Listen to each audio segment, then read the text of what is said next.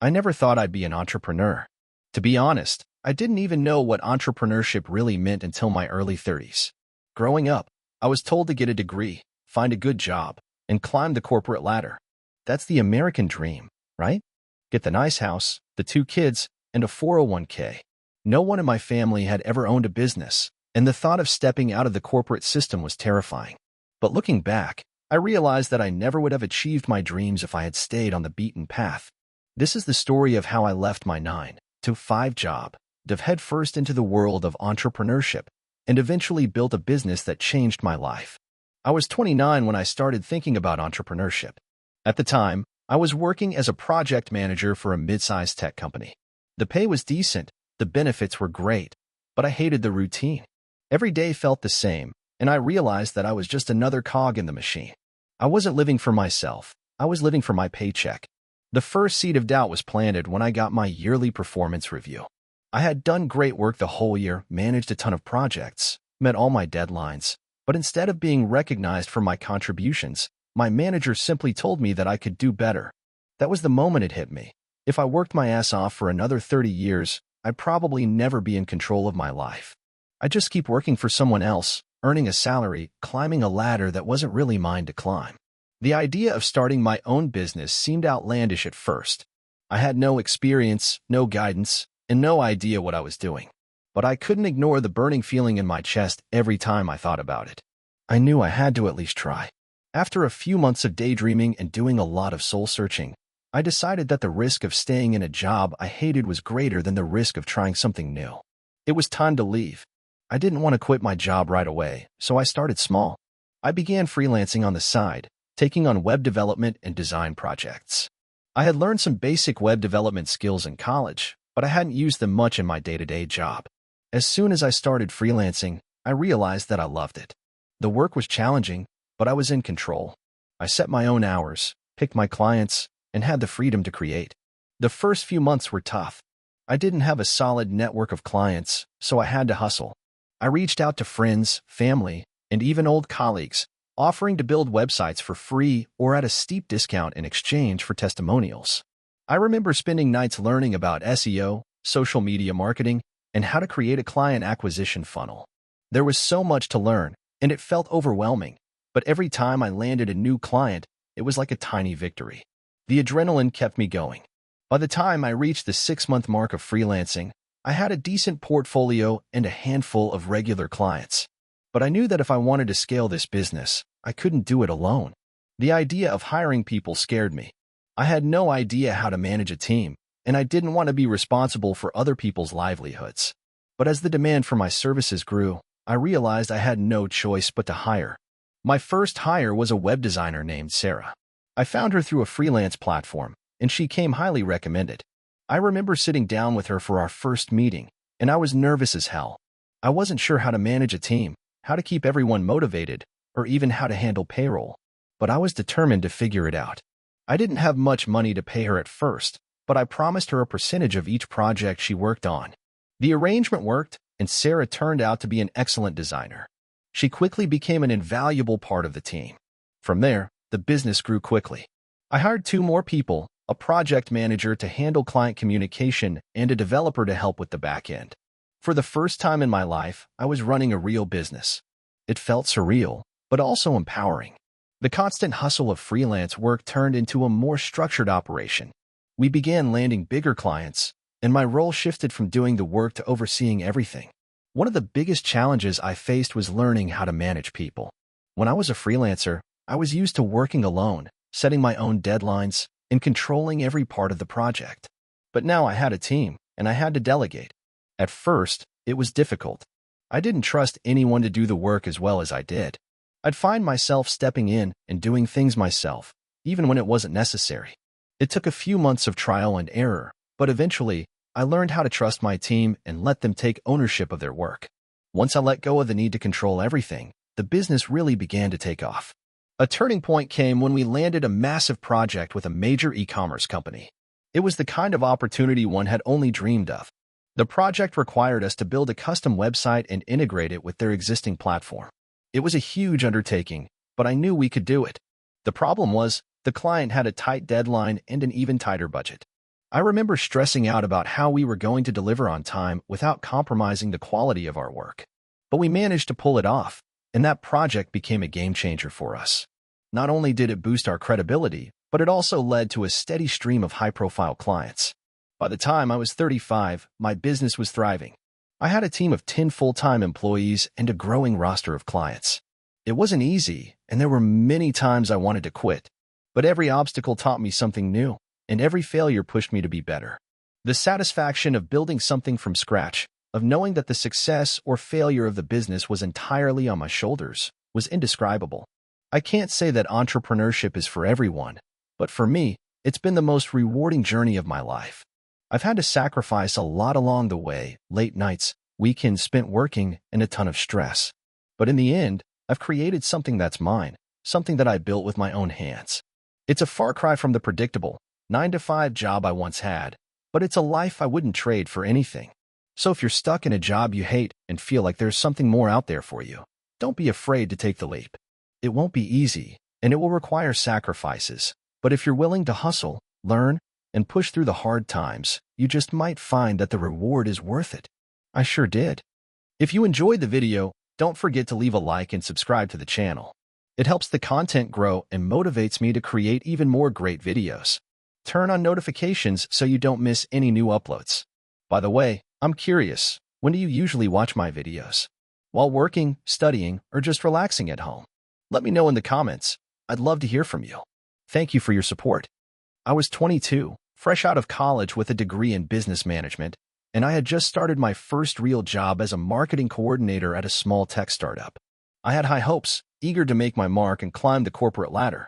But within a few months, I realized the startup environment was way more chaotic than I had expected.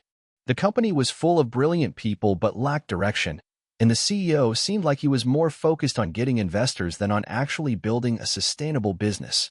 One afternoon, while sitting in the office after hours, I found myself reflecting on my career. I had always been fascinated by entrepreneurship, but I had never had the courage to go out on my own. The safety of a paycheck had always seemed more appealing. Yet, I couldn't shake the feeling that I was meant for more than just being another cog in the machine. I had a few side projects going on at the time, nothing huge, just little e-commerce ventures here and there, selling things like custom t-shirts or quirky phone accessories.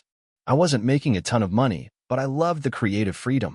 As the days went by, I kept feeling more and more drawn to this entrepreneurial world. One day, I decided that I'd rather fail trying than never try at all. I quit my job, much to the surprise of my family and friends, who thought I was insane. I had no investors, no safety net, just a few $1,000s saved up and a lot of ambition. I had always been interested in health and fitness, so I decided to start a fitness equipment company.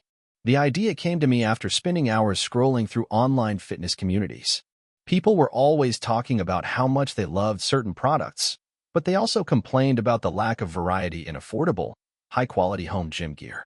That's when the idea hit me. I could design and sell durable, aesthetically pleasing gym equipment at a fraction of the price of what was currently on the market. But of course, the first challenge was coming up with the product. I had no experience in manufacturing or design, so I had to learn everything from scratch. I spent days scouring online forums, reading up on material science, and watching YouTube videos about product design. I reached out to a few freelance designers who were willing to work with me on the idea. I didn't have much money to offer, so I had to get creative with compensation, offering equity in the company or future profit shares. Fortunately, I found a designer who believed in the vision and agreed to work with me. After months of sketching, prototyping, and dealing with endless suppliers who tried to scam me, we finally had a prototype of our first product, a minimalist dumbbell that could be adjusted with the turn of a dial. It was sleek, easy to use, and most importantly, affordable. I was ecstatic. Now, I needed to get the word out. I had no marketing budget to speak of, so I started by reaching out to fitness influencers and bloggers. I sent out free samples in exchange for honest reviews, and slowly but surely, word began to spread. The first few sales trickled in, but I wasn't making enough to cover my expenses. I was constantly on edge, checking my bank account every morning to see if I could afford the next batch of inventory. One night, I was on the phone with my supplier, trying to negotiate better prices, when I received a call from an influencer I had sent a sample to. She had posted a review on her Instagram, and within hours, I saw my sales skyrocket. It wasn't just a small bump. Within the next 24 hours, I made more sales than I had in the past 3 months combined. I realized that I had stumbled upon a key factor for success in the e-commerce world, leveraging social proof and influencer marketing. With this newfound success, I reinvested every penny back into the business. I hired a small team of customer service reps, a fulfillment manager, and another designer to help expand the product line. We introduced more equipment, kettlebells, resistance bands, and yoga mats, all designed with the same minimalist style that had garnered attention in the first place. At this point, my life became a whirlwind of emails, phone calls, product shipments, and more late nights than I care to admit. But despite the chaos, I felt alive. I loved the problem-solving aspect of the business. There was always something new to figure out, whether it was negotiating with suppliers, creating compelling ad copy, or optimizing our website for conversions. After about a year of steady growth, I realized the business had reached a tipping point. We had outgrown our original small operation, and it was time to scale. The hardest part about scaling a business, I found, was learning how to delegate effectively. I had been so used to doing everything myself, designing marketing campaigns, answering customer inquiries, and even packing boxes, that I was reluctant to let go of any part of the operation. But I quickly learned that to grow, I had to trust my team and focus on the big picture. The decision to invest in paid advertising on platforms like Facebook and Google was also a game changer. We started seeing huge returns on our ads, and we began to expand our reach beyond just influencers and organic social media posts. As our brand grew, we were able to establish relationships with big-name retailers who began to carry our products. Fast forward to 2 years later. My small business, which started as a one-man operation in my living room, had turned into a full-fledged brand. We had a dedicated warehouse, a team of 30 employees, and a product line that spanned several categories of home fitness equipment. We were even in talks with larger retailers about expanding into brick-and-mortar stores. My income was no longer a worry, but I hadn't forgotten those days of living paycheck to paycheck, hoping that I wouldn't run out of funds before the next round of sales. The experience was both humbling and exhilarating. There were many moments where I doubted myself, where I thought about giving up and going back to a safe job. But looking back now, I wouldn't trade those sleepless nights and stressful moments for anything. Each challenge brought me one step closer to the success I had dreamed about. I had learned that being an entrepreneur isn't about having the perfect plan. It's about being flexible, learning on the fly, and having the courage to keep going when things get tough. And most importantly, I learned that success doesn't happen overnight. It's the result of countless hours of hard work, risk-taking, and perseverance. Today, I'm proud of what I've built, but I'm also more focused than ever on staying grounded and continuing to improve. The road ahead is still filled with challenges, but I'm no longer afraid of them. I know I have the skills, the mindset, and the team to keep moving forward. And that's what makes this journey worth it. Looking back, I realize I could have stayed in that safe corporate job and lived a comfortable life, but I chose the road less traveled. I chose to follow my dreams and take the risks necessary to build something of my own. And while it's been hard, it's been the most rewarding thing I've ever done. I grew up in a small, dusty town where the biggest ambition was to escape and never look back. My parents were hardworking people, but money was always tight. We didn't have the luxury of fancy vacations or even the latest toys. I knew early on that I wanted something more out of life. I just didn't know what that more looked like yet. I was never a standout student, but I was resourceful. In high school, I started dabbling in different ways to make money. At first, it was small stuff, cutting lawns, washing cars, anything to put a few bucks in my pocket. But that wasn't enough for me. I started selling old electronics on eBay. The first sale was a broken phone I found at a yard sale. I managed to get it fixed for a cheap price and flipped it for a nice profit. That was my first taste of entrepreneurship, and I couldn't stop thinking about it. I ended up going to a local college, mostly because I felt like it was expected of me, but I was never truly passionate about it. While other students were focused on their studies, I spent my time building small online businesses. Some were better than others, but none of them really took off. I learned valuable lessons, though, like how to market, how to handle failure, and how to persist when things aren't going your way. After college, I got a real job, like everyone told me I should. I worked at a marketing agency in the city, making a decent salary with benefits. But I quickly realized that I wasn't cut out for the 9-to-5 life. I hated the long hours, the endless meetings, and the fact that I was working for someone else's dream instead of my own. One night, after another mind-numbing meeting, I came home and vented to my roommate. He was a software developer, and over the years, I'd watched him build apps and websites in his spare time. He had been talking about a big project he was working on for months, but nothing had come of it. Finally, I asked him, "What's stopping you from actually doing it?" He stared at me for a long moment before answering. Fear, mostly. Fear of failure, fear of wasting time, fear of taking the leap. That was a turning point for me. I realized that I had been living with the same fears: fear of failure, fear of losing money, fear of making the wrong decision. But what if that fear was what was holding me back from the success I so desperately wanted? What if the only thing standing between me and my dreams was my willingness to take risks? I decided that I had to quit my job. The next day, I walked into my boss's office and handed in my resignation. The look on his face was priceless.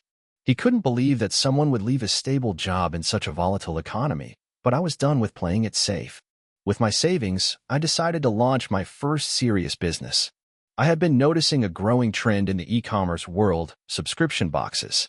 People were paying for monthly boxes filled with random products based on their interests. I saw the potential in this model and thought I could carve out a niche for myself by curating high-quality products that were unique and useful. It was the most challenging and exciting time of my life. I spent months researching suppliers, setting up a website, and building a brand. I didn't know much about product sourcing or inventory management, so I made a ton of mistakes along the way. One of the biggest mistakes was underestimating how much capital I would need. I ran out of money a few times and had to take out personal loans to keep the business afloat. My friends and family were supportive, but even they were starting to doubt me. The first month of sales was underwhelming. I sold just a few boxes, and the returns were higher than I anticipated. But I didn't give up. I kept refining my marketing strategy, improved the quality of my product offerings, and worked tirelessly to build my brand. Slowly but surely, I started to see traction. Word-of-mouth recommendations and positive reviews helped to grow the business. By the end of the first year, I had a small but loyal customer base. The business didn't become profitable overnight. In fact, it took almost 2 years before I saw any real profit. But every time I felt discouraged, I remembered my conversation with my roommate. Fear of failure wasn't an excuse to quit. It was a signal to push harder. Then came the breakthrough. One day, I received an email from a well-known influencer in the niche I was targeting. She wanted to collaborate on a promotional campaign for my subscription box. I couldn't believe it. This influencer had a huge following, and having her endorse my product would be a game changer. I worked day and night to prepare for the campaign, ensuring everything was perfect. The launch was a massive success. The number of subscribers to my service skyrocketed, and sales began to grow exponentially. Within 6 months, I had to hire a team to help with fulfillment, customer service, and marketing. I was no longer running the business solo. I had a small but dedicated team behind me. The first few years were filled with uncertainty, long hours, and countless sacrifices. But the more I worked, the more I learned. I realized that entrepreneurship isn't just about having a great idea. It's about the persistence to push through the difficult times, learning from your mistakes, and constantly evolving. By the time my 3rd year in business rolled around, I had expanded beyond the initial subscription box. I launched a line of branded merchandise and even partnered with a few other businesses to cross-promote products. The business was now profitable, and I had created something that was not only financially successful but also personally fulfilling. It wasn't an easy road, and there were plenty of times when I wanted to give up. But looking back, I can confidently say that the struggles, the failures, and the fear of failure all taught me lessons that I carry with me to this day. I built something from nothing, and while it's not perfect, it's mine. The scariest thing I've ever done was take the leap to quit my job and pursue my dream. But it was also the best decision I've ever made, and I wouldn't trade it for anything. If there's one thing I've learned on this journey, it's that fear isn't something to be avoided, it's something to embrace. It's the fuel that can push you further than you ever thought possible. As of now, my business continues to grow. I'm still learning, still evolving, and still taking risks. There's no finish line in entrepreneurship, just the next big challenge. But I'm finally living the life I always dreamed of, and that's worth every ounce of struggle. This is the story of how I went from scraping by in a 9-to-5 job I hated to building a small but successful business that has given me the freedom and flexibility I never thought was possible. It's been a roller coaster of challenges, self-doubt, and perseverance, but I want to share it in case anyone out there feels like they're stuck and that starting their own thing is too far out of reach. To start, I'm not some tech genius or born entrepreneur. I just had a simple idea and a lot of frustration with my daily grind. Let me take you back to where it all began.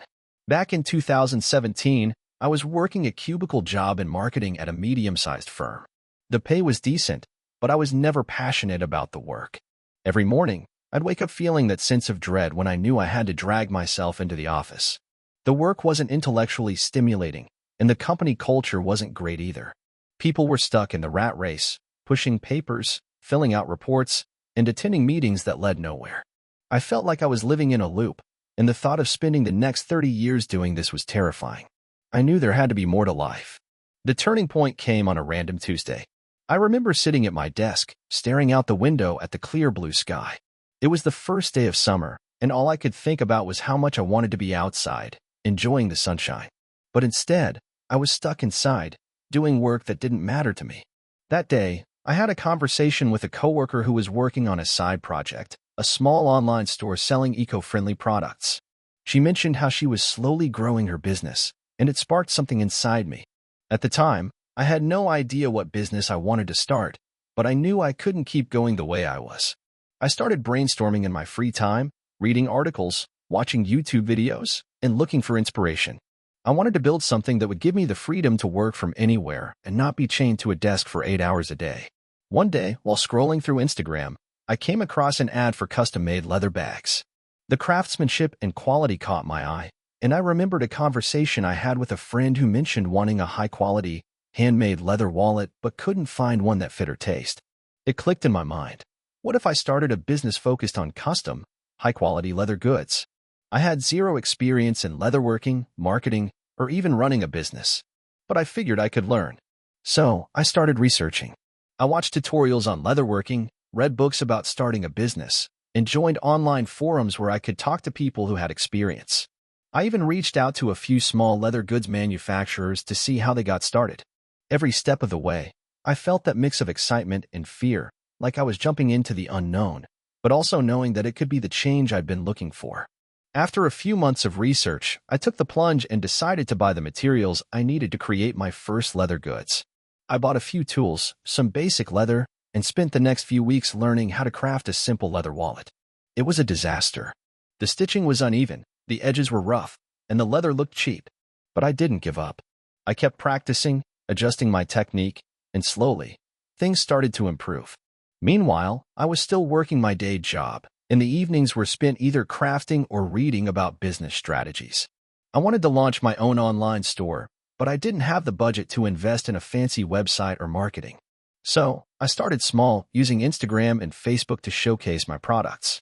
I took some poorly lit photos with my phone, posted them online, and hoped that someone would notice. I didn't expect much at first, but to my surprise, people started to show interest. Friends, family, and even strangers reached out to ask how they could buy my wallets. In the first few months, I made maybe $300 in total.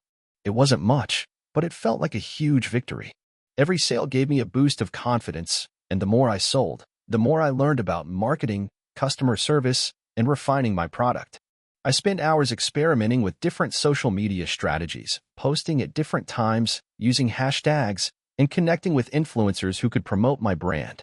I was doing all of this while still working my full-time job, which meant late nights and weekends spent building my business.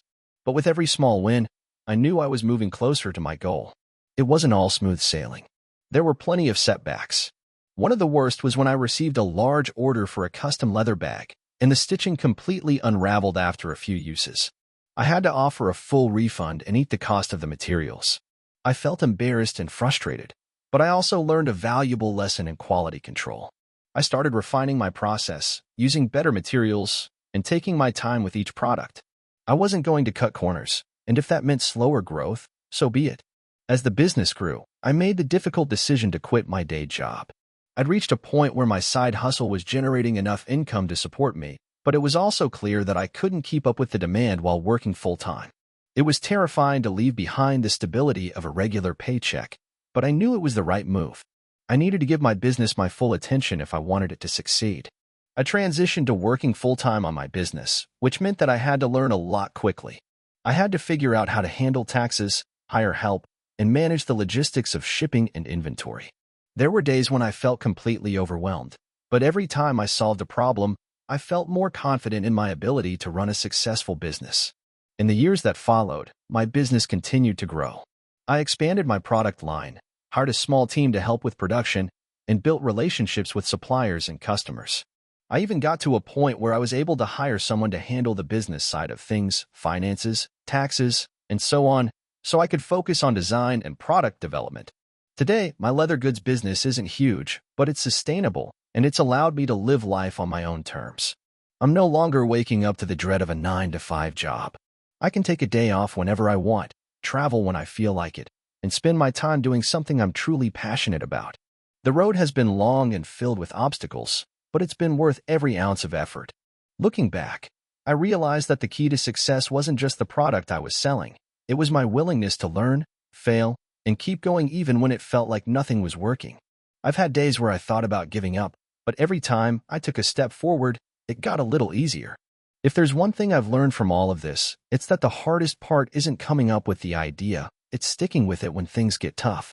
If you have something you're passionate about, and if you're willing to put in the work, you can make it happen. I'm living proof of that. And if you're reading this and you're stuck in a job you hate, just remember, you don't have to stay there forever. The journey to becoming an entrepreneur may be long, but it's definitely worth it. I remember the first time I made my own product and sold it. I was living in a small apartment in the city, struggling to keep my head above water financially, and barely scraping by. I was in my late 20s and had already jumped from one failed business to another, with each new failure leaving me a little more drained and uncertain. But this time, things were going to be different. At least, I told myself that. I had spent years bouncing from one entrepreneurial venture to the next, each time learning something new, but always facing the brutal reality of being broke. I started with a mobile car wash business, which was a disaster. I didn't know the first thing about marketing or the need for a proper business structure. I thought I could just show up, wash some cars, and make money. But it turns out people aren't that loyal to mobile car washes, especially when there are established companies offering much more comprehensive services. After that, I tried my hand at a food delivery service, but it failed too. The competition was already fierce, and I lacked the capital to offer anything better than the bigger players in the market. The service was great, but I didn't know how to attract customers without burning through every penny I had on marketing. I ended up giving up on that, too. Around this time, I was working part-time at a tech startup. The place was full of young, driven people, and the energy was contagious. I learned a lot from my time there, but more than anything, I picked up on a key lesson: the importance of networking. I realized that the people around me were constantly collaborating, sharing ideas, and most importantly, building. I wanted in on that world. One evening, after finishing work at the startup, I was walking through a local park when an idea hit me like a freight train. I had always been passionate about fitness and had a decent amount of knowledge about supplements, but I realized that there was a gap in the market. Everyone was either overcomplicating fitness supplements or selling products with poor quality. What if I could create something that was simple, effective, and backed by real science? A product that didn't claim to do miracles, but actually worked? It felt like a lightning bolt had struck me. I started sketching out ideas on my phone, creating a blueprint for a new kind of supplement. But there was a big problem. I had no money. I couldn't afford to develop a product or even test the market. My savings were completely drained from all the failed ventures, and I didn't have a network that would be willing to invest in me after so many failures. I sat on the idea for a couple of weeks, frustrated and wondering how to move forward. I knew that launching a product would require some kind of initial capital, but I didn't have the resources. I thought about crowdfunding, but I had no following to speak of, and I felt embarrassed to ask strangers to support me again. Then it occurred to me, why not start small? I went back to basics. I didn't need to start with a full line of products. I could focus on one thing and prove the concept first. I started researching local manufacturers who could help me create a small batch of a basic, high-quality protein powder. I read everything I could about ingredient sourcing and quality control. I spent sleepless nights perfecting the formula. I even worked out a basic website and started planning how I could market the product with no budget. I launched my first batch in a small, simple way. No big launch parties or huge ad spends. I put up a landing page, shared it with friends, and asked them to tell anyone they thought might be interested. My first sale was a monumental moment. It was one of my friends from my startup job who decided to take a chance on my product. I was ecstatic. It wasn't much, but it felt like the first sign that I was doing something right. At first, sales trickled in slowly. The protein powder was getting some attention, mostly from people who trusted my judgment or who were curious about what I was offering. But I realized that I needed more exposure. I didn't have much money to spend on ads, so I turned to social media. I reached out to fitness influencers, but not in the typical pay for a shout-out kind of way. Instead, I offered them free products and asked if they'd be willing to give honest reviews. Some agreed, and I used their feedback to improve the product. The real turning point came when a well-known fitness influencer shared their experience with my protein powder. The response was overwhelming. Sales spiked, and I could barely keep up with demand. I was overwhelmed by the sudden influx of orders, and for the first time, I felt like I was onto something. But the success didn't last forever. After the initial rush, sales plateaued. I realized I had done a good job of attracting people to my product, but I hadn't built a sustainable brand. So, I started working on my messaging, focusing not just on the product, but on the story behind it. How I had failed before, how I was just another person trying to make it, and how I truly believed in the product I had created. That authenticity resonated with people. Building that brand was a grind. There were times when I questioned whether it was worth it. I remember one particularly rough week when I got an email from a customer who was unhappy with the product. I thought to myself, this could all fall apart at any moment. But I didn't give up.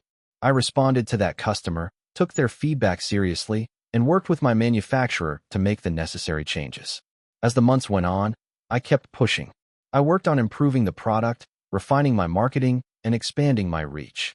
Slowly but surely, the business grew. I added more products to the line, including pre-workout supplements and recovery shakes, but I always kept the quality at the forefront of everything I did. One of the biggest breakthroughs came when I managed to secure a partnership with a well-known retailer. Getting my products into their stores was a game changer. It gave me a whole new level of legitimacy and access to a larger customer base. I was finally able to quit my part-time job and focus full-time on my business. Today, I run a successful supplement company. It wasn't easy, and I faced more setbacks than I care to count, but I never gave up. I've learned that success doesn't come from a single moment of brilliance, but from the consistent effort of trying, failing, learning, and improving. I'm still amazed when I see my products on store shelves or hear from customers who love what I've created. I went from being a broke guy with a dream to running a company that I'm proud of. And while I know the road ahead is never guaranteed, I'm more confident than ever that this journey was worth every challenge, every setback, and every long night. If anything, those struggles made the success even sweeter. Now, when people ask me what it takes to succeed as an entrepreneur, I always tell them, keep going, even when it feels impossible. Learn from every failure. Build something that people genuinely need, and the rest will follow. It won't happen overnight, but if you keep pushing, the results will come. I don't know where this journey will take me, but I'm ready for whatever comes next. This story is a bit of a roller coaster, and I feel like it's finally time to share it. It all started back in 2017, when I was just a regular guy working a 9-to-5 at a corporate job in marketing. I had always dreamed of owning my own business, but like most people, I was stuck in the cycle of routine. Wake up, work, get paid, rinse and repeat. My job was okay, but I knew deep down that it wasn't fulfilling. I wanted more. One day, I found myself at a crossroads. The company I was working for had just announced another round of layoffs. The stress and anxiety of wondering if I'd be next was enough to make me reconsider everything. One night, after a particularly draining day, I found myself scrolling through Reddit. I stumbled upon a thread where someone was sharing how they built a successful online store from scratch. It wasn't the usual "I made $1 million overnight" story. Instead, it was a real, raw tale of struggles, failures, and a slow climb to success. Something about that story hit me hard, and for the first time in a while, I felt like I could do it too. Maybe it was a combination of burnout and desperation, but I decided I needed to take the plunge. I didn't know anything about e-commerce. I had no technical skills, no knowledge of website design, and no experience in customer service. What I did have, though, was a burning desire to change my life. I began researching everything I could about starting an online business. I read articles, watched YouTube videos, and joined forums. The information was overwhelming at first, but eventually, I stumbled across a specific niche that sparked my interest: custom phone cases. It seemed like a competitive market, but I figured it was still a space where creativity could stand out. So, I saved up a bit of money and, in the spring of 2018, I launched my first store. I used Shopify, which was fairly user-friendly, and I spent hours customizing the design and learning how to create products using online print-on-demand services. I'll admit, it looked pretty amateurish at first. The website wasn't perfect, the product images were grainy, and the copy was weak. But it was up and running. I didn't tell anyone at work or my friends. I just kept it to myself, not wanting to share in case it failed. For the first few months, nothing happened. Absolutely nothing. I was paying for ads, posting on social media, but I was barely getting any traction. I'd refresh my store every few minutes, hoping for a sale, but nothing came. At times, it felt humiliating.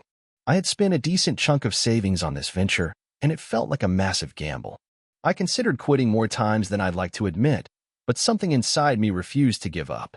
In late 2018, after a few months of working long hours on top of my day job, something started to click. I decided to pivot and create a better strategy. Instead of relying on Facebook ads, which were costly and ineffective for my budget, I focused on content marketing. I began writing blogs, posting regularly on Instagram, and reaching out to influencers in the niche. Slowly but surely, things began to pick up. I went from a few hundred visitors per month to a few thousand. I started getting small sales and then more. It wasn't instant success, but it was progress. By early 2019, I had built a steady stream of income, nothing earth-shattering, but enough to make me feel hopeful. I was making $2,000 to $3,000 a month, and I began thinking that maybe I could quit my job. But the fear of leaving the security of my corporate salary was overwhelming. My parents, understandably, were concerned about me walking away from a stable income, but I felt like I had finally found something that could work. In June 2019, I took the leap and quit my 9-to-5 job. I moved back home to save money, and I threw myself into the business full-time. I was working around the clock, marketing, customer service, designing new products, packaging orders. It was exhausting, but exhilarating. Every time I made a sale, I felt a little more validated. By the end of 2019, my store was making anywhere between $6,000 and $10,000 a month in revenue. It was still a far cry from the six figures I had envisioned, but I was doing it. I was living my dream. Then, 2020 hit. When the pandemic started, I thought my business might collapse. Everyone was losing their jobs, businesses were closing, and I feared that no one would want to buy custom phone cases in the middle of a global crisis. But, surprisingly, the opposite happened. People were spending more time online, and e-commerce was booming. My sales started to increase exponentially. By the middle of 2020, I had scaled my business to over $25,000 per month in revenue. The pandemic, though tragic, turned out to be a blessing in disguise for e-commerce entrepreneurs like myself. I wasn't the only one who noticed this shift. I was able to reinvest the profits into more marketing, and I hired my first employee, a customer service rep, to help manage the increasing workload. The next few years were a whirlwind. I launched additional product lines, expanded into international markets, and kept improving my website. I also started taking more calculated risks, running bigger ad campaigns, launching seasonal collections, and collaborating with more influencers. By the end of 2022, my business was generating over $100,000 per month in revenue.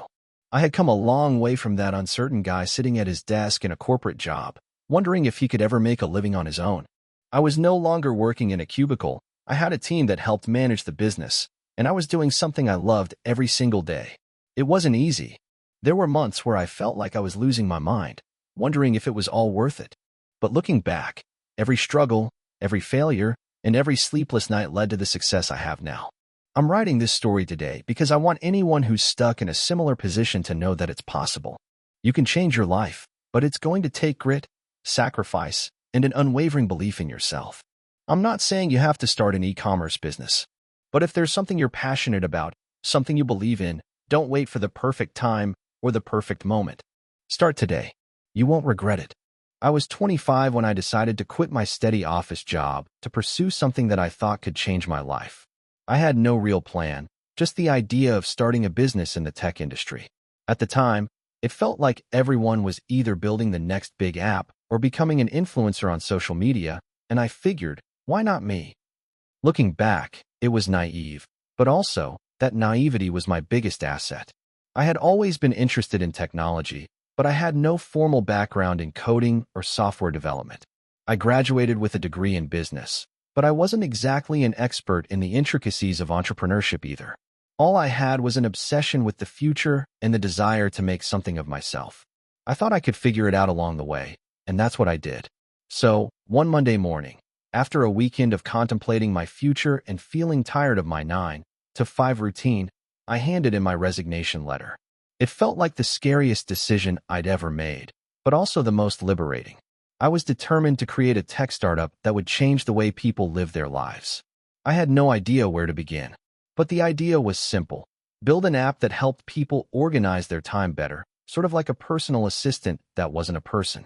For the first few months, I did nothing but research. I read articles, listened to podcasts, and took online courses to learn basic programming languages. I felt overwhelmed, like I had opened a door into a world I didn't know existed. The more I learned, the more I realized how much I didn't know, and it felt like an uphill battle. But every day, I spent hours in front of my computer screen, piecing together ideas, slowly gaining confidence. The biggest hurdle was finding a co-founder. I couldn't afford to hire anyone, so I needed someone who believed in the vision enough to join me as a partner. I reached out to a few people, but most didn't take me seriously. After all, I had no experience in tech, and my idea, while solid, wasn't fully fleshed out. But then, after months of searching and pitching, I met Mark.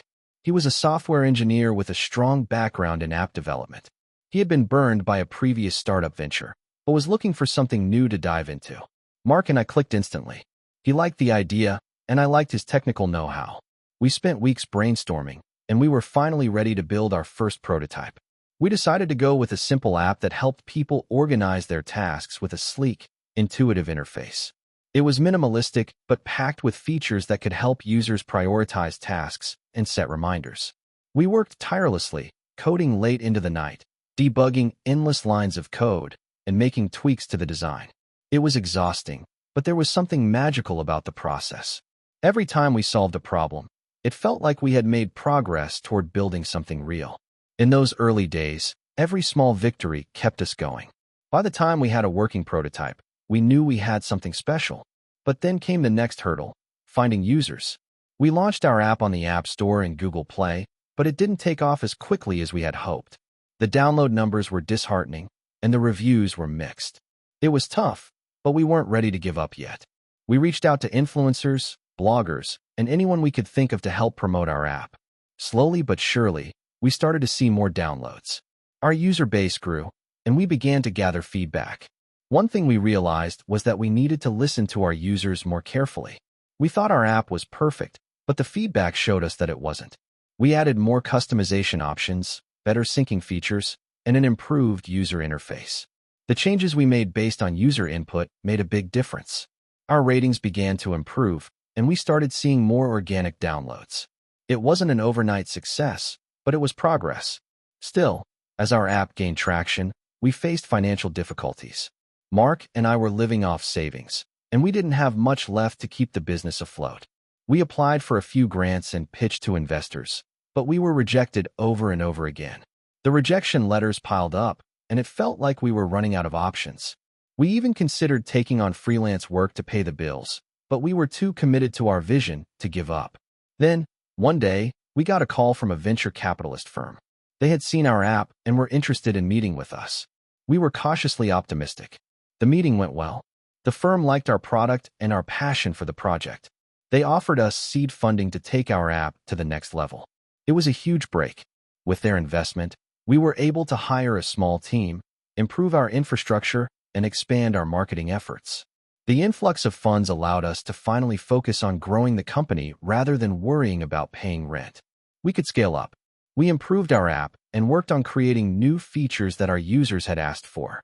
We launched a paid version of the app with additional features, and while it was a tough sell at first, eventually, people started to pay for the extra functionality. Slowly but surely, we started turning a profit. Our next big challenge came when we expanded our team. As the business grew, it became clear that I needed to step into a more strategic role, and Mark needed to take charge of development. The dynamic between us was excellent, but managing people was a new skill I had to learn quickly. Hiring the right talent was critical. We brought in experienced marketers, designers, and developers, but it wasn't always smooth sailing. There were disagreements, and sometimes I felt like the pressure was unbearable. I learned a lot about leadership, patience, and trust. I had to let go of control and trust the people around me. It wasn't easy, but it was necessary. Years passed, and we continued to grow. The app became a staple in the productivity space, and our company started to expand internationally. We brought in partnerships with major brands, and eventually, we were able to raise additional rounds of funding. Looking back, I can hardly believe how far we've come from those early days when we were just two guys coding away in a cramped apartment. Today, our company is worth millions, and I can finally say I've made it. But the truth is, the journey was never easy. It was a mix of self-doubt, rejection, sleepless nights, and a lot of hard work. I learned that success isn't just about having a great idea. It's about persistence, adaptability, and surrounding yourself with the right people. You can't predict the future, but if you keep pushing, you might just find yourself in a place you never imagined.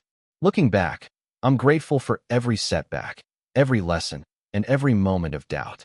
Those were the things that pushed me to keep going, even when it seemed like failure was inevitable. And now, I look at my life, and I realize that taking that leap of faith, no matter how scary, was the best decision I've ever made.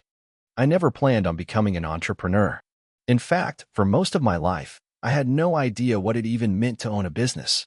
I was one of those people who believed the typical route of going to school, getting a stable job, and working my way up the corporate ladder was the path to success. But life, as it often does, had other plans. It all started in my mid-20s. I was working at a well-known tech company as a project manager. It wasn't glamorous, but it paid the bills, and I got to work with a great team. I wasn't passionate about it, but I didn't hate it either. I thought, this is fine. I'll keep doing this until I'm ready for something bigger. I had the usual dreams of climbing the corporate ladder, getting promoted, making more money, and living the good life. But the more I worked, the more I realized I wasn't fulfilled. Sure, I had a steady paycheck and some nice perks, but I couldn't shake the feeling that I was missing something. I often felt like a cog in a giant machine, where my efforts didn't always matter as much as I wanted them to.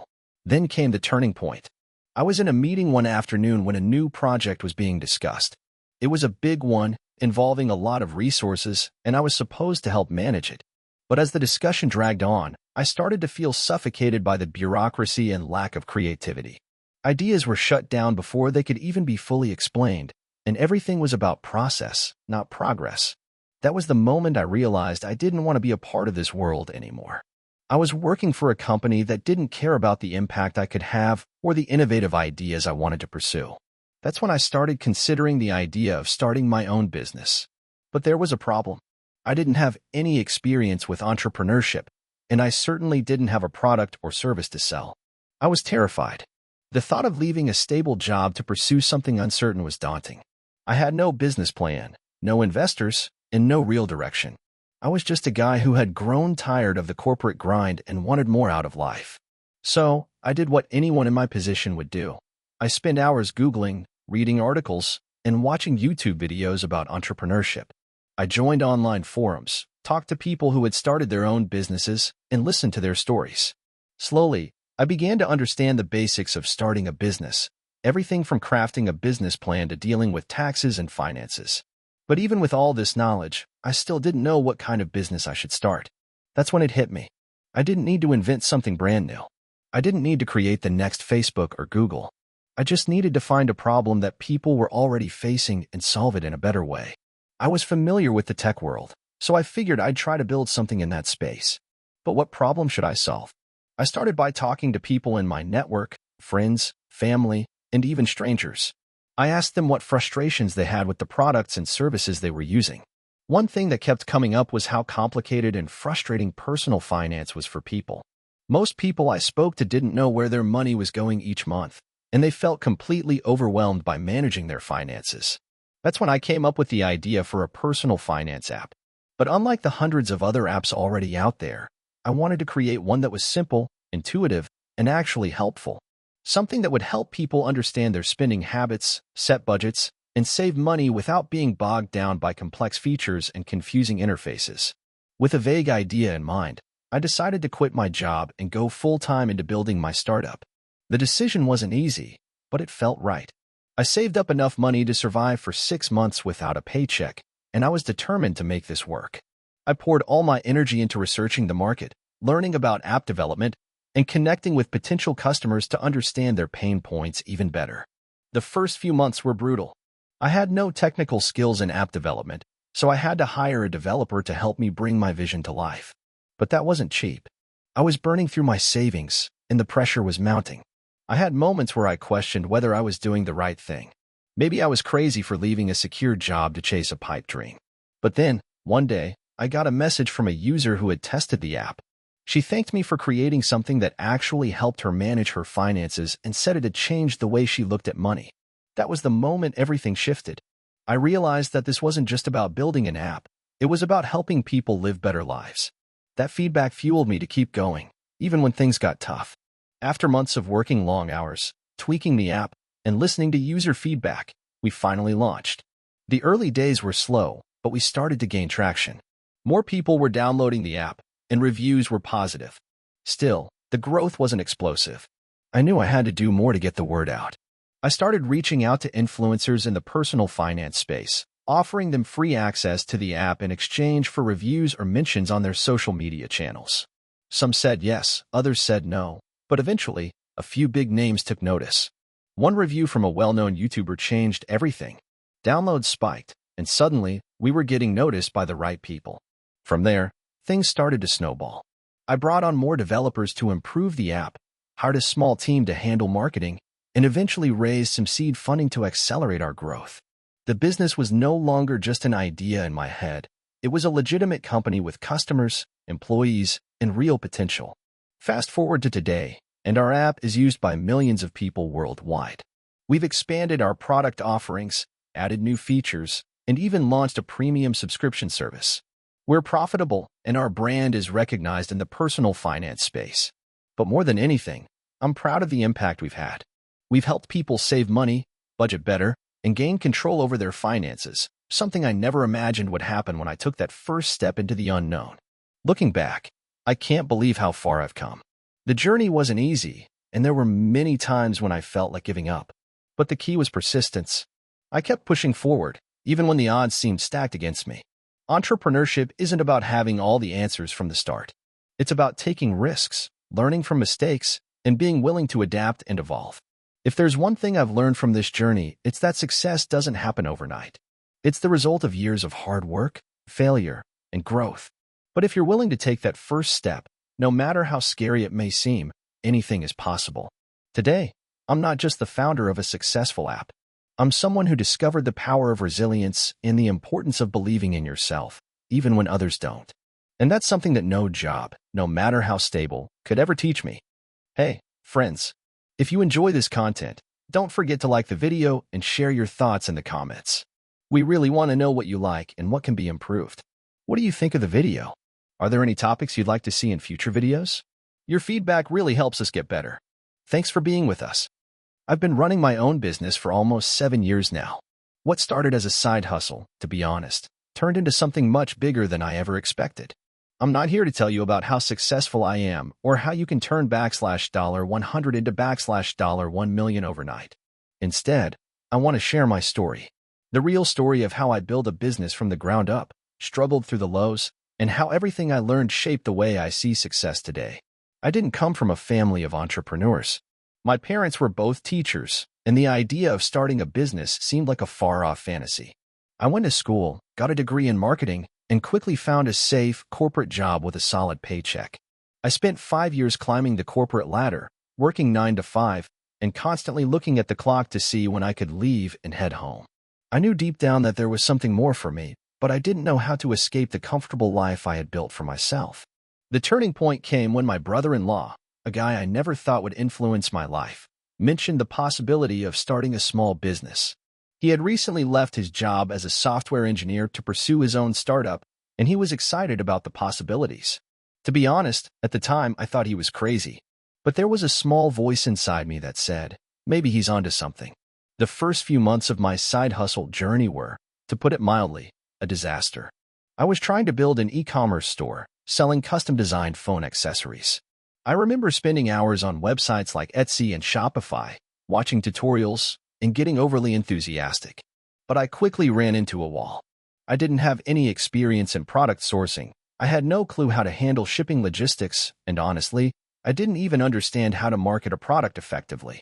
I had built a website, but I was getting no traffic. I was spending money on ads that weren't converting, and I felt like I was throwing cash into a black hole. At one point, I had almost given up.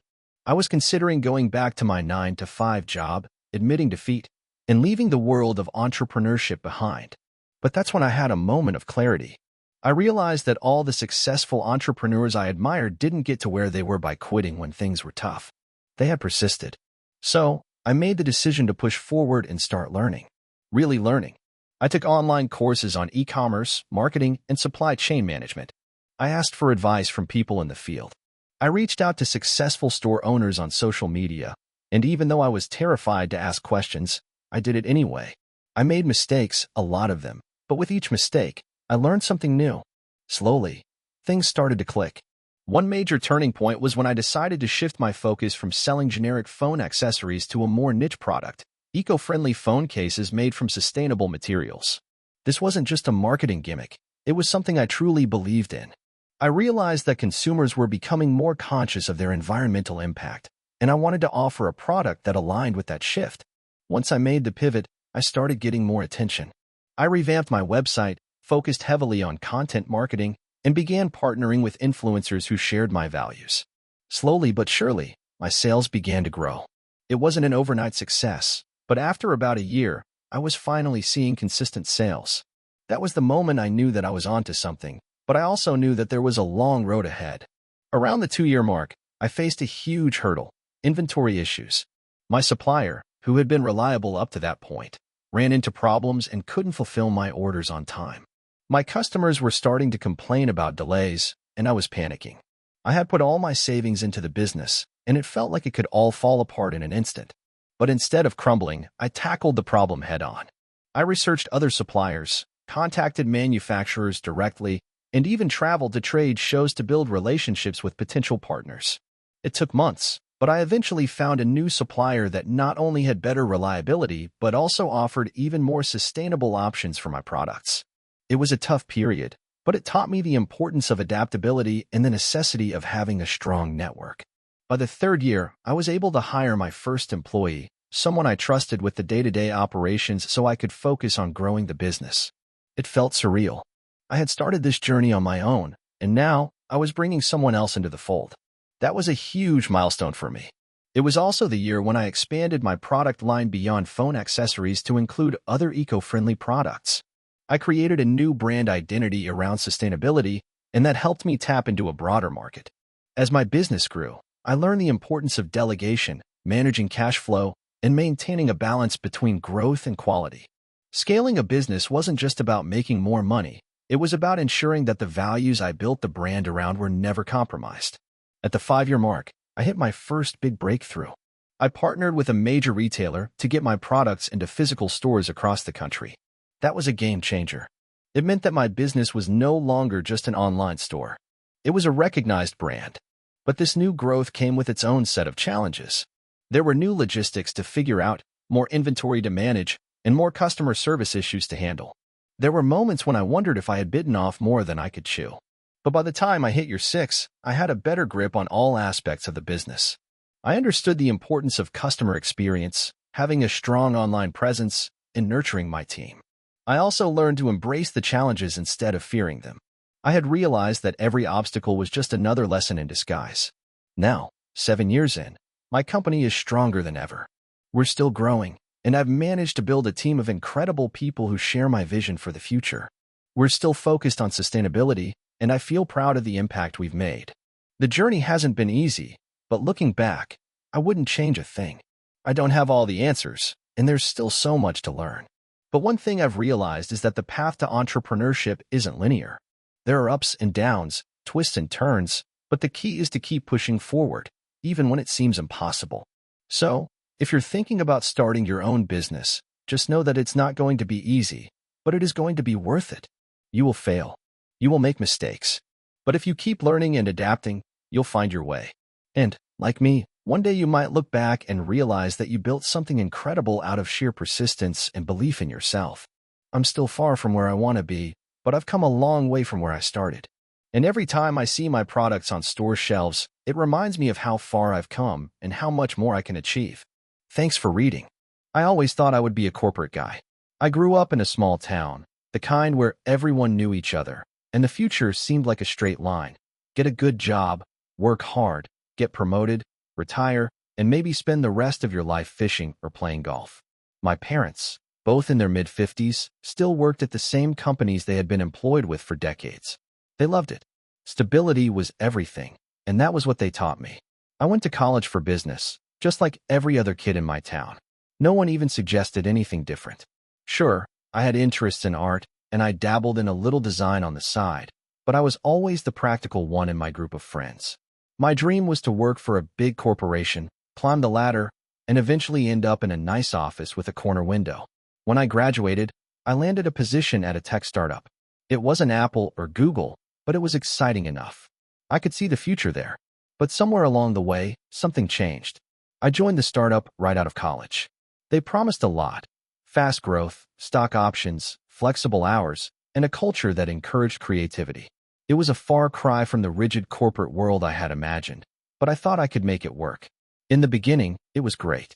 We were a small team, passionate about building something from the ground up. Everyone pitched in on everything, from brainstorming to late-night coding sprints. The energy was infectious.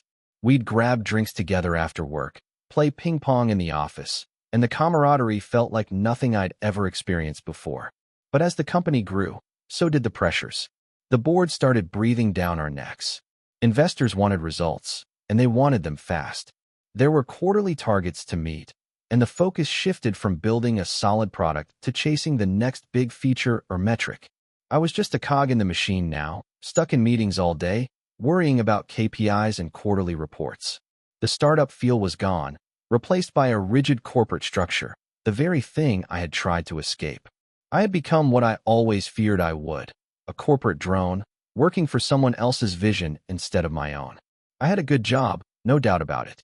My salary was decent, I had health insurance, and there was always the possibility of stock options if we went public. But it felt hollow. I woke up every day feeling like I wasn't building anything that mattered.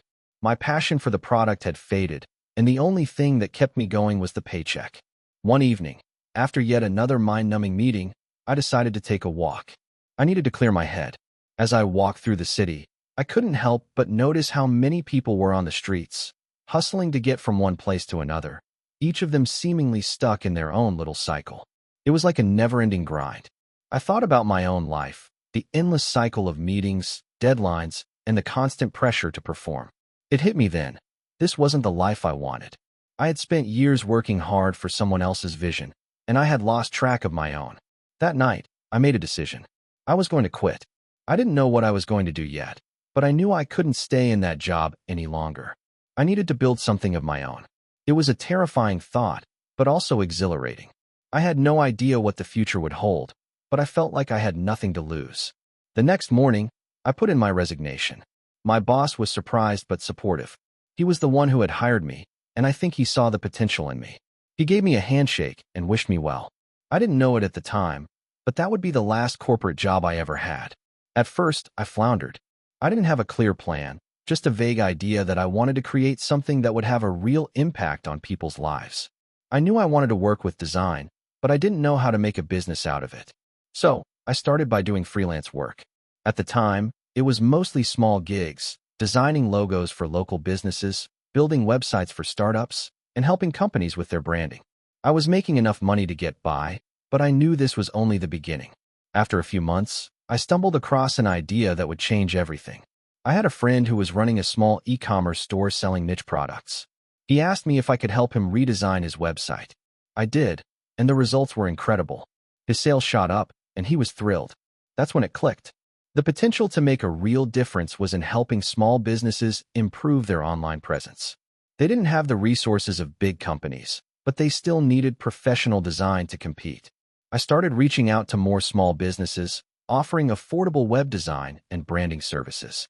I kept the prices low to attract clients, but I also made sure the quality was top-notch. Word spread quickly, and before I knew it, I had more work than I could handle. The demand for my services was growing, and it became clear that I had tapped into a real need. I hired my first employee about a year after going full-time as a freelancer. It felt surreal to have someone else working with me, but I was excited to build something bigger than myself.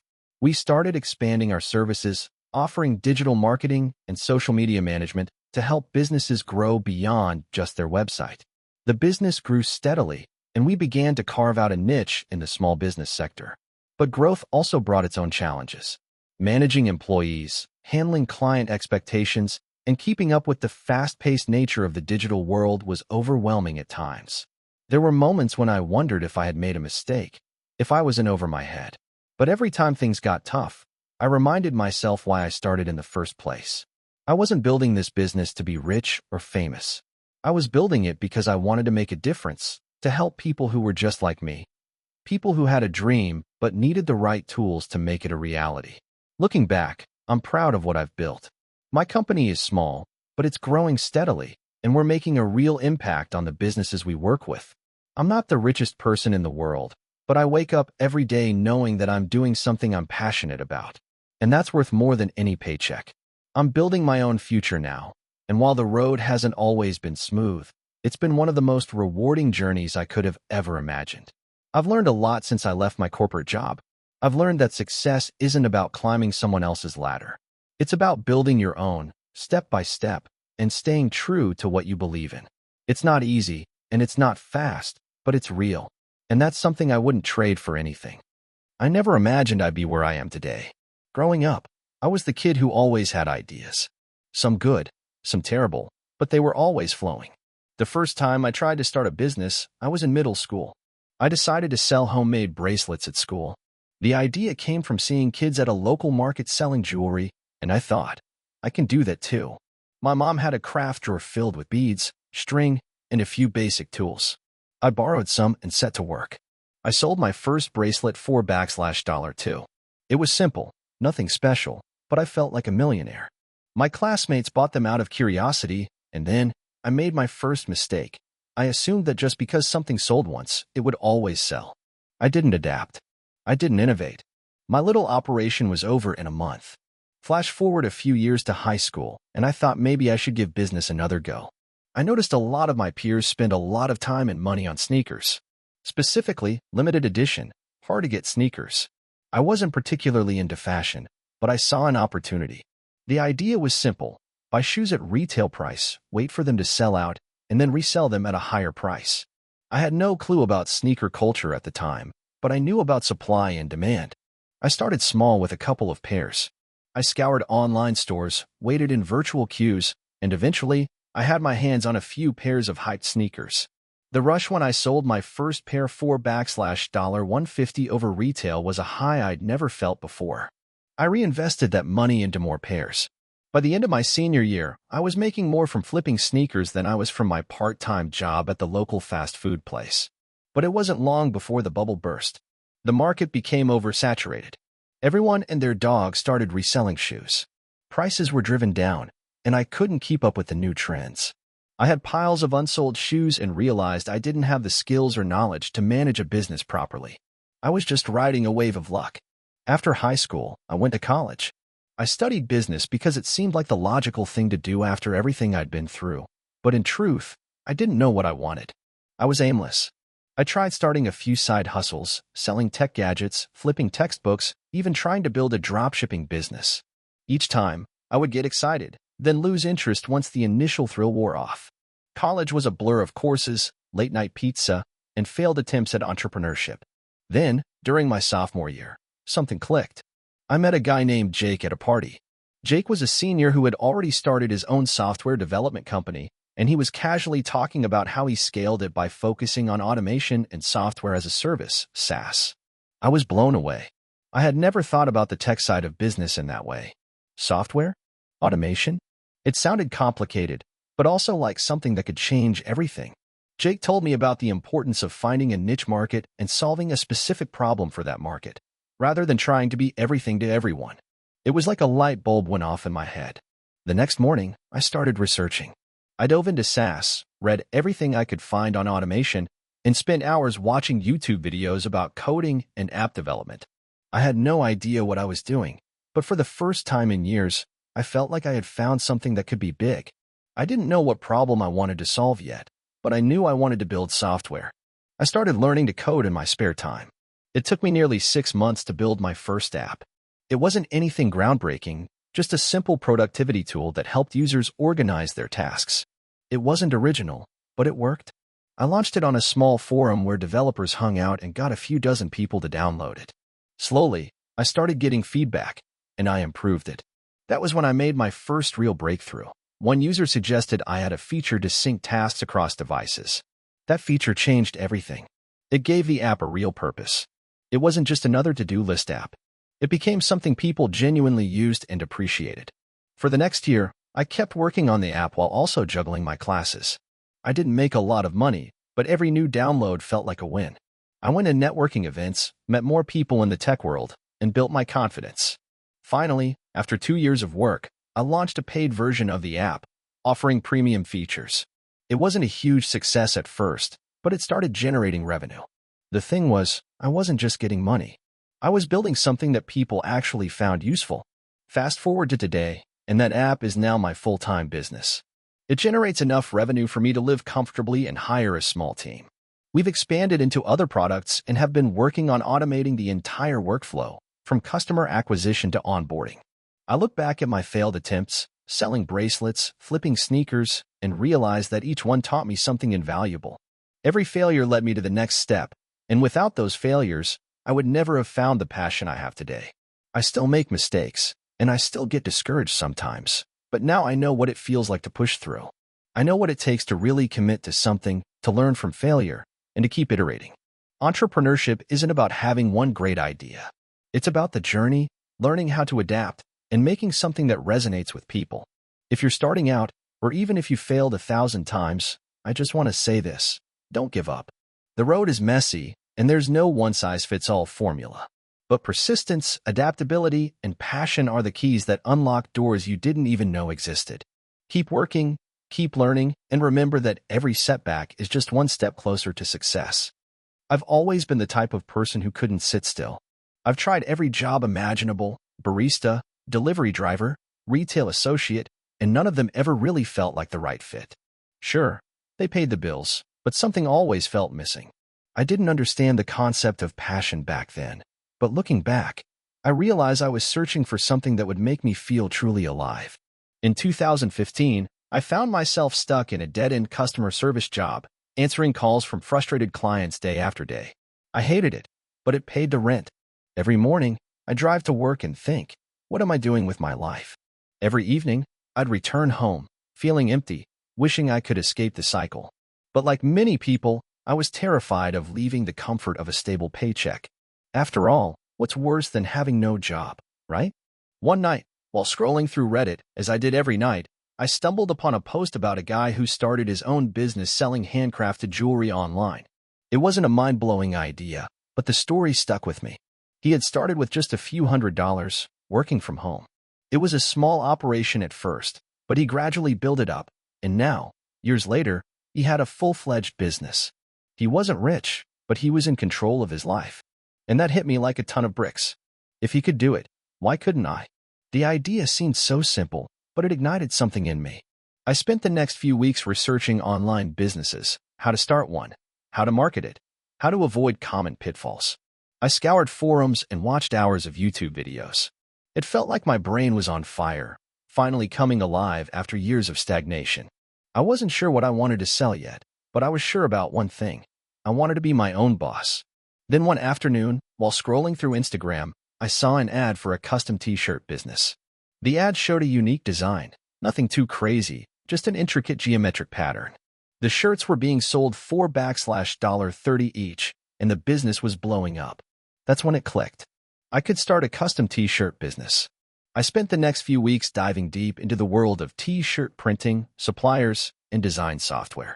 I realized that I didn't need to be a designer to make it work. I could hire freelancers for the designs and focus on building the brand and marketing. I did the math and figured that with a small initial investment, I could get started. I saved up about $1,000 from my job, and in 2016, I launched my first online store. The beginning was tough. I spent weeks designing the website, choosing the right supplier, and coming up with a brand name. At the time, I didn't have the slightest clue about online marketing, so I relied on trial and error. I created social media accounts and posted designs with hashtags like #shirtdesign and #customize. Sales were slow at first, almost non-existent. In fact, I'd make a sale or two a week, but I was so committed that I didn't let it discourage me. I kept experimenting with new designs and tweaking my marketing strategy. Then, one day, it happened. A small influencer with around 5,000 followers shared one of my t-shirts on Instagram. She had a very specific niche following, and it just so happened that the design she wore resonated with them. Overnight, my sales skyrocketed. In just a few hours, I sold out of a few of my best designs. It was exhilarating, but also overwhelming. My inbox was flooded with orders, and I realized that I had to step up my game. At that point, I knew I couldn't keep up with everything myself. I hired a part-time assistant to help with order fulfillment and started outsourcing the design work to a freelance graphic designer. As the business grew, I expanded my product line to include hoodies, mugs, and phone cases. It wasn't just about t-shirts anymore. It was about creating a brand that resonated with people. Despite the growth, there were still plenty of challenges. I had to navigate the complexities of customer service, deal with suppliers who sometimes made mistakes, and handle returns.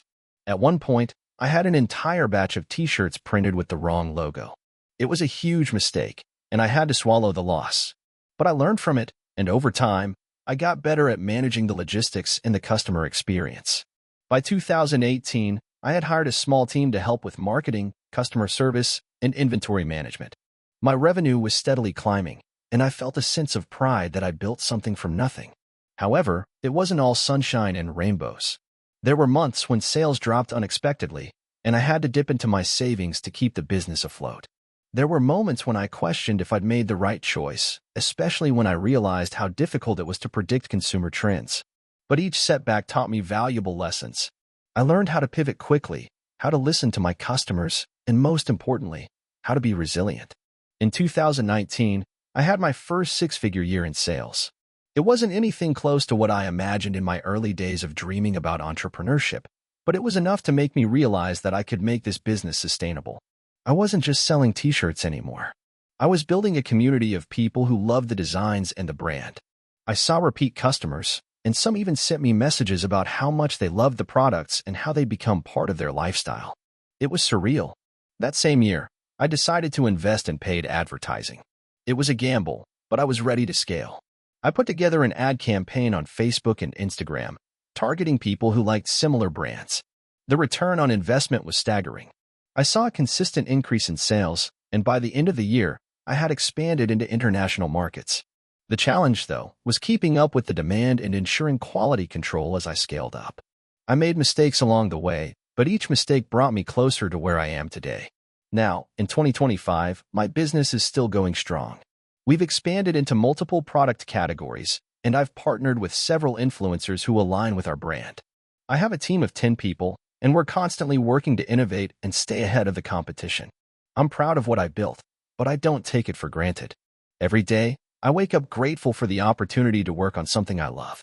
And I'm still learning whether it's new marketing strategies or better ways to handle customer service. The entrepreneurial journey is never easy, but it's worth every single challenge. Looking back, I can't believe how far I've come. I went from feeling stuck in a meaningless job to running a successful online business. There were times when I felt like giving up, when the road seemed too hard, but I'm glad I pushed through. My advice to anyone considering starting their own business is simple. Just start. Don't wait for the perfect moment or the perfect plan. You'll figure it out as you go. And even when it feels like you're not getting anywhere, keep going. The growth often happens when you least expect it.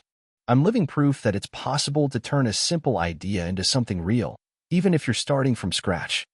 I was 19 when I made my first serious attempt at entrepreneurship. I had been working as a cashier at a small retail store and was feeling the pressure to figure out what I was going to do with my life. College didn't seem like the right path for me, at least not at that point, and the idea of working in a cubicle or a dead-end job for the next few years just wasn't sitting right with me. That's when I decided to take a leap and start my own business. Looking back, it's kind of crazy to think about how little I knew back then, but I guess that's how most successful entrepreneurs get their start. I always had an interest in technology and gadgets, and I knew there was a growing market for online shopping. In 2010, e-commerce was starting to become a big deal, but it wasn't as saturated as it is now. People were still warming up to the idea of buying things online, and social media was only starting to get popular. I decided to dive in and start an online store that specialized in affordable tech accessories, things like phone cases, chargers, and laptop skins. It seemed like a no-brainer. I didn't have much money to start with, so I took out a small loan from a family member and used a chunk of my savings. My first website was garbage. I'm talking about a DIY template I found on some free website builder platform. It was clunky, cheap-looking, and completely unprofessional, but I was determined. I spent days sourcing products from suppliers I found on AliExpress, barely knowing what I was doing. I'd place the orders with suppliers, wait for the products to be shipped, and then resell them to customers. But there was a problem. I had no customers. No one knew my website existed. I started doing what I thought was marketing, posting in random Facebook groups and spamming the link wherever I could. But it didn't work. No one was interested, and I ended up getting kicked out of a few groups for spamming. It was a humbling experience, but I didn't give up. I knew I needed to learn more about digital marketing, so I started reading everything I could about SEO, search engine optimization, paid ads, and social media marketing. Every day, I would try something new, hoping that it would get me one step closer to making a sale. One day, I decided to try Instagram. It was starting to get some traction at the time, and I thought it might be a good way to showcase my products. I spent hours creating high-quality posts with clean, aesthetic photos of the products I was selling. I used popular hashtags like #TechAccessories and #GadgetLove to try to reach a wider audience. Slowly but surely, I started gaining a few followers. I remember hitting 100 followers for the first time and feeling like I had achieved something huge. It wasn't much, but it was progress. About a month later, I made my first sale. I was ecstatic. The feeling of getting that email notification was something I'll never forget. It wasn't a big sale, just a $10 phone case, but it was a sign that my hard work was paying off. That first sale was the spark I needed to keep pushing. I continued to grow my Instagram following, engage with my audience, and refine my marketing strategies. I started running small Facebook and Instagram ads, and slowly but surely, more and more people started visiting my website. For the first year or so, I was barely making enough money to cover my expenses. I would sometimes get discouraged, but I kept pushing because I had nothing else. I had no backup plan. The fear of failure was always there, but it was also my motivation to keep moving forward. I would reinvest every penny I made back into the business, upgrading the website, purchasing better quality inventory, and spending on advertising. Eventually, my sales began to grow steadily. My biggest breakthrough came when I partnered with a few influencers on Instagram. They posted pictures of my products, and suddenly, I was getting orders left and right. My sales increased by 200%, and I realized that influencer marketing was a game changer. But of course, things weren't always smooth sailing. The supplier I had been working with started having issues with delivery times, and I had to scramble to find new partners. The first time I had to deal with a customer complaint, I was terrified. A woman bought a phone case from me, and it arrived damaged. She demanded a refund and threatened to leave a negative review if I didn't resolve the issue. I was nervous, but I immediately took action, refunded her money, and sent her a new case for free. She ended up leaving a positive review, and I learned an important lesson about customer service. By the second year, I had saved enough money to quit my part-time job and work on my business full-time. The freedom was exhilarating. I had complete control over my schedule, my decisions, and my future. But it was also terrifying. The pressure was all on me now. If the business failed, I had no safety net. But I kept pushing, always looking for ways to improve and grow. My product range expanded, and I started exploring new marketing strategies like email campaigns and content marketing. I hired a few part-time employees to help with customer service and order fulfillment. Around this time, I also realized that I needed to diversify. E-commerce was becoming more competitive, and I couldn't rely solely on selling tech accessories. I branched out into other niches, adding products in categories like fitness gear and home decor. This was a risky move, but it paid off. My business became more stable, and I started to see real profits.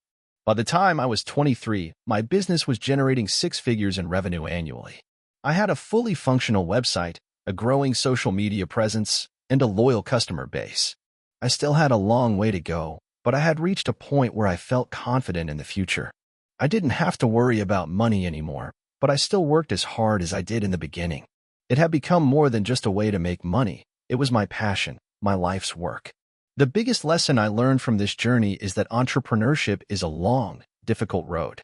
Success doesn't come overnight, and you have to be willing to put in the hard work even when it feels like you're getting nowhere. But if you stick with it, keep learning, and adapt to the ever-changing market, success will follow. It's not easy, but it's worth it. And now, I get to wake up every day excited to work on my business, knowing that I built it from the ground up. I had always been the type to go after my dreams head-on, but it wasn't until I found myself deep in a hole of debt and self-doubt that I realized just how much perseverance would really be tested. The journey to becoming an entrepreneur wasn't easy.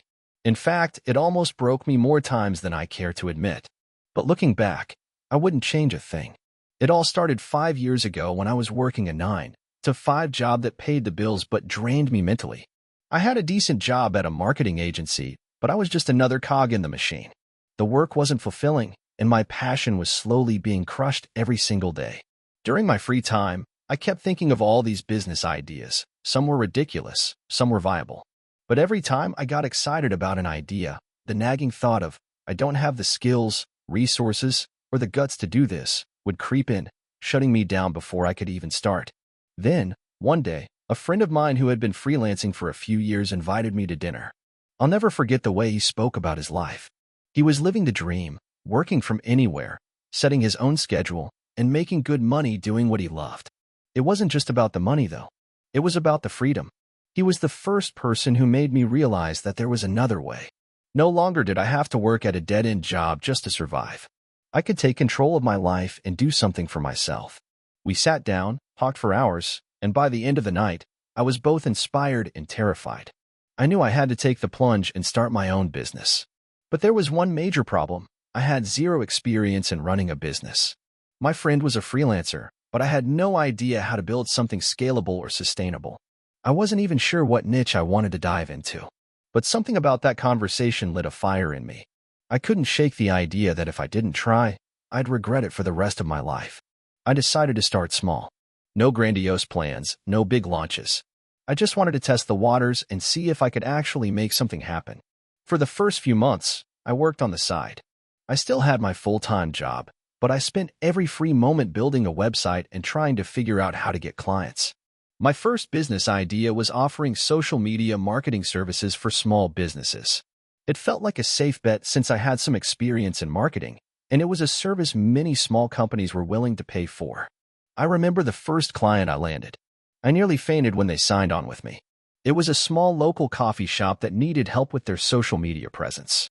It wasn't a big contract, but it was enough to prove to me that it was possible. But the reality of entrepreneurship hit me fast. The first few months were rough. I spent countless nights reading articles, watching tutorials, and learning about marketing strategies and client management. I also started networking as much as possible, going to local meetups, connecting with people on LinkedIn, and just trying to get my name out there. There were many days when I felt like I was putting in a ton of effort but getting little in return. I'd send out hundreds of cold emails, only to get a handful of responses, most of which were rejections. At one point, I seriously considered giving up. The bills were piling up, and I wasn't seeing the return on my investment in time and money. I had spent nearly all my savings on getting the business off the ground, buying software, creating ads, and trying to scale. I remember sitting in my tiny apartment one evening, looking at my bank account, and thinking, what am I doing? It was one of those moments where everything felt like it was falling apart, and the idea of going back to a traditional job seemed easier than continuing this uncertain path. But then, I had a moment of clarity. I remembered something my friend had said to me that night over dinner. It's never going to be easy. But if you want something bad enough, you'll find a way. That stuck with me, and I decided not to quit just yet. I dug deeper. I changed my approach. Instead of trying to appeal to every small business, I started focusing on a specific niche, local gyms, and fitness centers. I had always been passionate about health and fitness, and it felt like a natural fit. I refined my services, focusing on Instagram marketing, which I knew was powerful for visually driven businesses like gyms. The shift worked. Slowly, but surely, I started landing clients. I was able to offer tailored services that spoke directly to their needs. I created content that not only helped them grow their online presence but also increased foot traffic to their businesses. Word of mouth began to spread, and referrals started coming in. I remember the first big break I got. A gym owner referred me to a friend of theirs who ran a chain of boutique fitness studios. This was the kind of opportunity one had been waiting for. I gave it everything I had: custom strategies, content creation, and data analysis. The results were undeniable. Their social media engagement grew exponentially, and more importantly, their sales spiked. That was the turning point. From there, my business snowballed. I went from having a couple of clients to working with several gyms across the region. I hired my first employee, then a second, and the team grew as we started offering more services like email marketing, branding, and web design. But it wasn't all smooth sailing from there. The bigger my business got, the more complex the challenges became. There were days when I had to deal with difficult clients, late payments, and employees who weren't always the right fit. I had to learn how to lead a team, manage finances, and scale efficiently. Each new challenge pushed me out of my comfort zone, but I learned something from each one.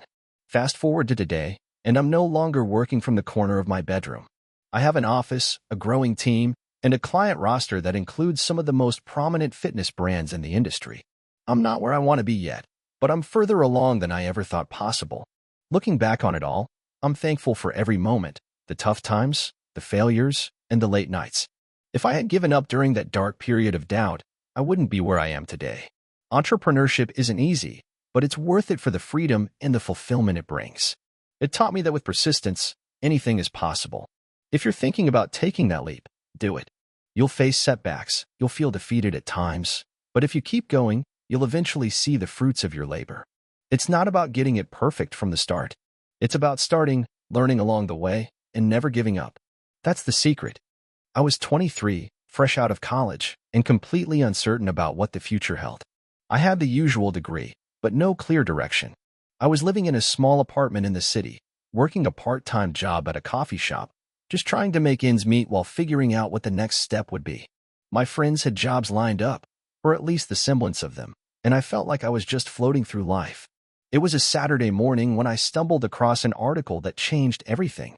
I was scrolling through Reddit, trying to kill time before my shift at the coffee shop, when I came across a post about a guy who started a small online business that grew into a full-blown company in just a few years. His story was inspiring, but what really caught my attention was how he emphasized that anyone could do it with the right mindset and some hard work. I remember thinking, if he can do it, why can't I? At that moment, something clicked. I had always been interested in tech and gadgets. My friends would come to me for recommendations on electronics or to fix their phones, but I had never considered the possibility of turning that hobby into something more. The more I thought about it, the more it made sense. I already had an interest in the field, and I had the time to learn. I wasn't about to let fear hold me back. I decided that I was going to start an online business. I didn't know the first thing about e-commerce, but I was determined to learn. I spent hours reading articles, watching YouTube videos, and scouring forums. I started with the basics, finding a niche, sourcing products, building a website, and learning about online marketing.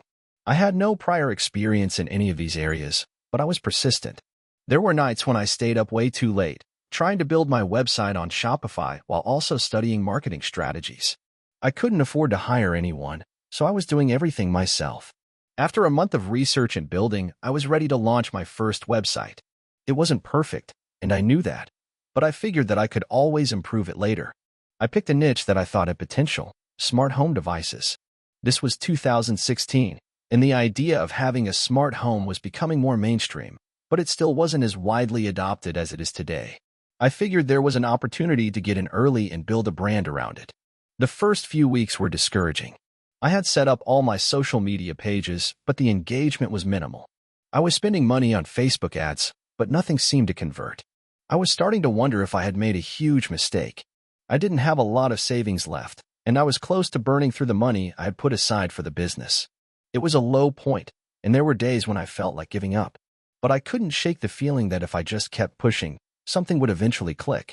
Then, about a month in, I got my first sale.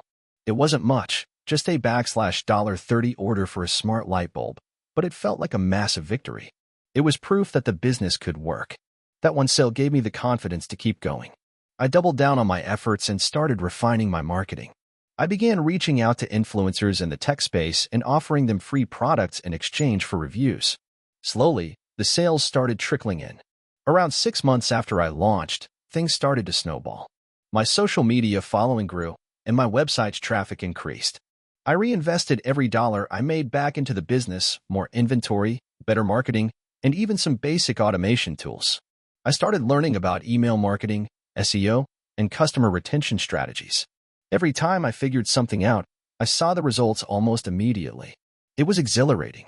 By the time I hit my first full year, I was making enough money to quit my part-time job at the coffee shop and go full-time with the business.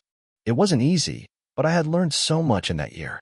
I had figured out how to scale and automate parts of the business, and I was starting to see the financial rewards of my efforts. I still remember the day I sent in my resignation letter. It felt like a huge weight had been lifted off my shoulders. No more late-night shifts or struggling to pay rent. This was my business, and I was in control. But as any entrepreneur will tell you, just because you're making money doesn't mean everything is smooth sailing.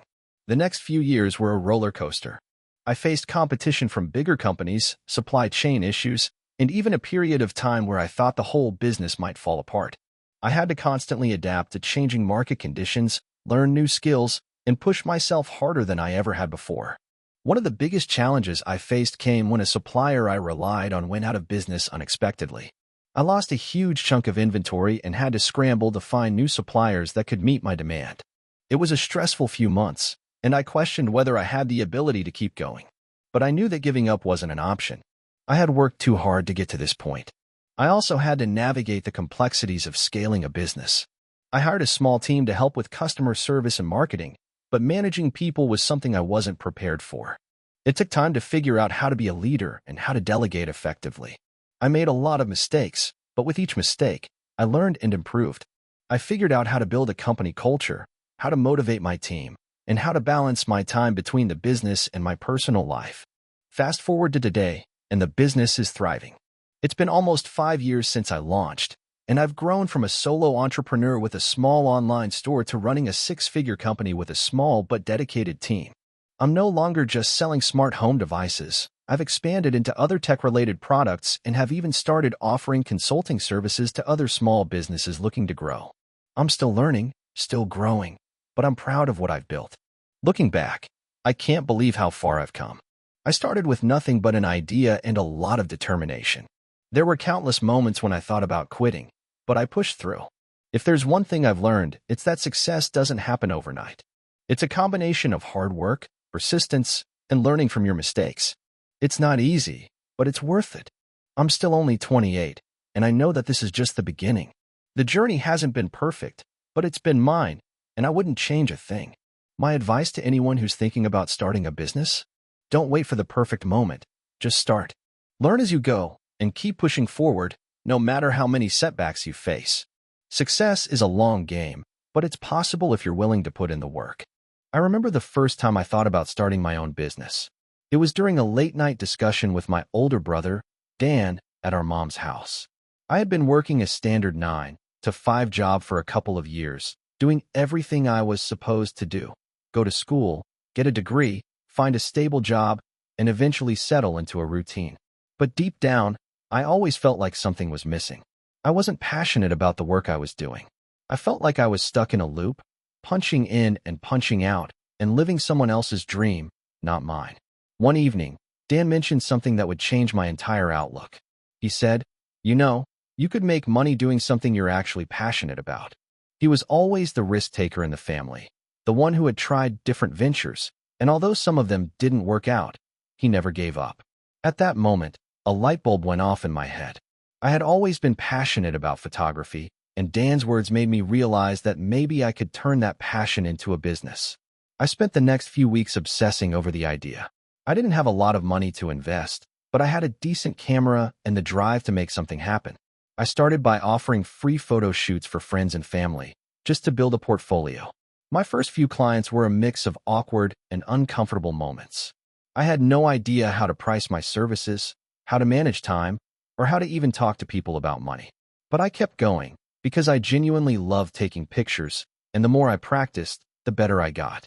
Eventually, a friend of a friend saw my work and asked me to do a photo shoot for their small business. That was my first paid gig. It wasn't much, just a couple of $100s, but it felt like a huge win. I took that money and invested it back into my business, buying better equipment and creating a website. I also spent hours learning about social media marketing, how to use hashtags, and how to engage with potential clients online. I didn't know what I was doing at first, but every day, I learned something new. I started getting more and more business, mostly word of mouth. People were impressed by my work, and slowly, my portfolio grew. But as the business grew, I began to realize how much I was missing when it came to the business side of things. I had no idea about taxes, contracts, or client management. I kept getting overwhelmed with emails and messages, and it felt like I was drowning in the day-to-day grind. It wasn't long before I hit a wall. The constant hustle was exhausting, and I felt like I was running in circles. The business was making money, but it was taking up so much time that I couldn't even enjoy the success. I was stressed out, and the joy I once had in photography was beginning to fade. One day, during a particularly bad stretch, I got an email from a company asking if I would be interested in doing a large-scale photo shoot for their product line. It was a huge opportunity, but I couldn't see how I would manage it. I was already booked for the next month, and I knew I didn't have the capacity to take on such a massive project alone. That's when I decided to make a big change. I reached out to a photographer I had met at a local networking event, Emily, and asked if she would be interested in working with me on this project. She had been in the industry for a few years, and I respected her work. To my surprise, she said yes, and we teamed up to handle the project together. It was a game changer. Not only did we successfully complete the shoot, but it also showed me that collaboration could help me scale without burning out. I realized I couldn't do everything myself. With that success under my belt, I started building a small team of freelancers, editors, second shooters, and assistants. Slowly but surely, I transitioned from being a solo photographer to the owner of a photography business. It wasn't easy. There were plenty of late nights spent setting up contracts, navigating client expectations, and learning how to delegate effectively. But I began to see the fruits of my labor. As the business grew, so did my understanding of what it meant to be an entrepreneur. I hired an accountant, found a business mentor, and invested in courses about leadership and managing a team. The more I learned, the more I realized that entrepreneurship was not just about doing what you love. It was about building systems, managing resources, and understanding the value of time. I remember the moment when I finally felt like I was in control. It was a year after I had hired my first employee, and we had just landed a contract with a major event venue. My calendar was booked for months, and for the first time, I wasn't overwhelmed by the weight of it all. I had systems in place. I had a team I trusted. And most importantly, I had regained the joy I once felt in photography. The business continued to grow steadily over the next few years. We expanded our services to include videography, which was a natural progression given the growing demand for video content. We also began working with larger clients, including wedding planners, corporate brands, and influencers. But with that growth came new challenges. We had to hire more people, manage more projects, and constantly adapt to the shifting market. I hit another major milestone when I was able to open a physical studio space for the business. It wasn't a lavish setup, but it was mine. It gave the business a more professional presence and allowed me to take on larger projects with greater efficiency. I also took the time to invest in a solid marketing strategy, which helped bring in even more high-profile clients. Looking back, there were plenty of moments when I questioned whether I was doing the right thing. There were days when I wanted to quit, when I felt like I wasn't cut out for the challenges of entrepreneurship. But every time I wanted to give up, something inside me pushed me to keep going. Maybe it was the thrill of seeing the business grow. Maybe it was the satisfaction of turning a passion into a career. Or maybe it was just sheer stubbornness. But whatever it was, I kept going. Now, 5 years later, I've built a business that I'm proud of. It's not perfect, but it's mine. I've learned more about myself than I ever expected. I've discovered the importance of patience, of resilience, and of learning to ask for help when you need it. I've realized that success doesn't come overnight. and that every setback is an opportunity to learn and grow. And while I'll never forget the late-night conversation with Dan that started it all, I now know that the real journey began the moment I made the decision to step out of my comfort zone and take a risk on myself. Thank you for watching until the end. If you enjoyed this video, don't forget to like and subscribe to the channel so you won't miss new videos. Also, leave a comment. I'd love to hear your thoughts. Your support and engagement mean a lot to me. See you in the next video.